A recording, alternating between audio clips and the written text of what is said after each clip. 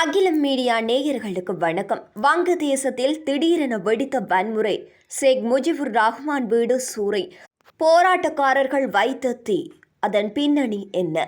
வங்கதேசத்தை பொறுத்தவரையில் அவாமி லீக்கை தடை செய்ய கோரி டாக்காவில் உள்ள ஷேக் முஜிபுர் ரஹ்மானின் நினைவிடம் மற்றும் இல்லத்தை போராட்டக்காரர்கள் தீ வைத்து சேதப்படுத்தி இருக்கின்றார்கள்.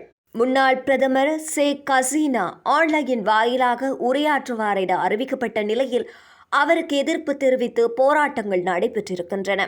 வங்கதேசத்தில் கடந்த ஆண்டு ஆகஸ்ட் 5ஆம் தேதி எழுந்த மாணவர்கள் போராட்டத்தில் மிகப்பெரிய வன்முறை வெடித்ததன் எதிரொலியாக பிரதமர் ஷேக் ஹசீனா தனது பதவியை ராஜினாமா செய்துவிட்டு இந்தியாவில் தஞ்சம் புகுந்தார்.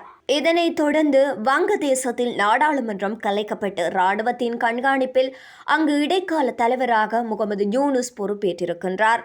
வங்கதேசத்தை விட்டு முன்னாள் பிரதமர் ஷேக் ஹசீனா வெளியேறிய 6 மாதங்கள் ஆகியிருக்கின்ற நிலையில் அந்த நாட்டில் நடைபெற்ற வன்முறைகள் தொடர்பாக அவர் மீண்டும் 150க்கும் மேற்பட்ட வழக்குகள் பதியப்பட்டிருக்கின்றன. மேலும் அவாமி லீக் அரசாங்கத்திற்கு எதிராக இனப்படுகொலை மற்றும் மனித குலத்திற்கு எதிரான குற்றங்கள் என கூறி டாக்காவை தளமாக கொண்ட சர்வதேச குற்றவியல் தீர்ப்பாயத்திற்கு 30க்கும் மேற்பட்ட வழக்குகள் பதிவு செய்யப்பட்டிருக்கின்றன. ஷேக் ஹசீனா மீது ஏகப்பட்ட வழக்குகள் உள்ளதை அடுத்து அவரை விசாரிக்க வேண்டும் என வங்கதேச இடைக்கால அரசும் கூறி வருகின்றது. அத்துடன் அவருக்கு எதிராக நீதிமன்றங்களில் கைது வாரண்டும் பிறப்பிக்கப்பட்டிருக்கின்றன. இந்தியாவிற்கு தப்பி சென்ற ஷேக் ஹசீனாவை தங்களிடம் ஒப்படைக்க வேண்டும் என கோரி வங்கதேச இடைக்கால அரசு கோரிக்கையும் வைத்திருக்கின்றது.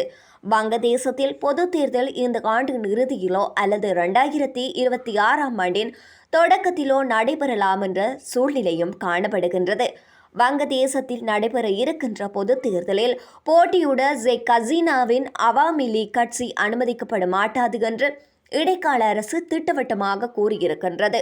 இந்நிலையில் அவாமி லீக்கில் தற்போது கலைக்கப்பட்ட மாணவர் பிரிவான சத்ரா லீக் ஷேக் ஹசீனா ஆன்லைன் வாயிலாக உரை நிகழ்த்தி ஏற்பாடுகளை செய்திருந்தார். அதன்படி நேற்றைய தினம் இரவு 8 மணிக்கு ஷேக் ஹசீனா உரையாற்றுவார் என அறிவிக்கப்பட்டும் இருந்தது. தற்பொழுது இடம்பெற்று கொண்டிருக்கின்ற ஆட்சிக்கு எதிராக ஒரு எதிர்ப்பை பதிவு செய்ய நாட்டு மக்களுக்கு அழைப்பு விடுப்பதாக தகவல்களும் பரவியது.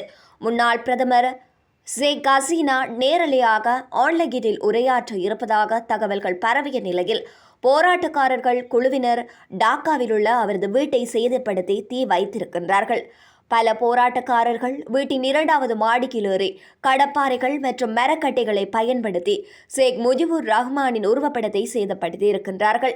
வங்கதேசத்தின் தந்தை என்று போற்றப்படுபவர் மறைந்த முன்னாள் பிரதமர் முஜிபுர் ரஹ்மான் 1970ஆம் ஆண்டு ஒருங்கிணைந்த பாகிஸ்தானில் நடந்த பொது தேர்தலில் ஷேக் முஜிபின் அவாமி லீக் கட்சி அன்றைய கிழக்கு பாகிஸ்தானுக்கு கிட்டத்தட்ட அனைத்து இடங்களையும் வென்றது. அந்த கிழக்கு பாகிஸ்தான் பின்னர் வங்கதேசமாக மாறியது. முஜிபுர் ரஹ்மான் ஏப்ரல் 1971 முதல் தமது அரசியல் வாழ்க்கை முழுவதும் படுகொலை செய்யப்படும் வரை வங்கதேசத்தின் பிரதமராக பணியாற்றினார்.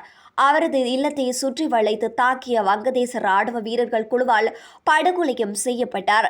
முஜிபுர் ரஹ்மானின் கர்ப்பிணி மருமகள் உட்பட அங்கிருந்த அனைத்து குடும்ப உறுப்பினர்களும் கொலை செய்யப்பட்டனர். இந்த தாக்குதலின் போது அவரது மகளான ஷேக் ஹசீனா வெளிநாட்டில் இருந்தார். அடுத்த 6 வருடங்கள் வெளிநாட்டில் அடைக்கலம் புகுந்திருந்த ஷேக் ஹசீனா பின்னர் தனது தந்தை உருவாக்கிய அரசியல் கட்சியான அவாமி லீக்குக்கு தலைவராகவும் தேர்ந்தெடுக்கப்பட்டார். அதன் பின்னர் 15 ஆண்டு காலம் வரை வங்கதேசத்தின் பிரதமராகவும் பதவி வகித்திருந்தார். இதுபோன்ற செய்திகளை உடனுக்குடன் பெற்றுக்கொள்ள தொடர்ந்தும் அகிலம் மீடியாவுடன் இணைந்திருங்கள். நன்றி, வணக்கம்.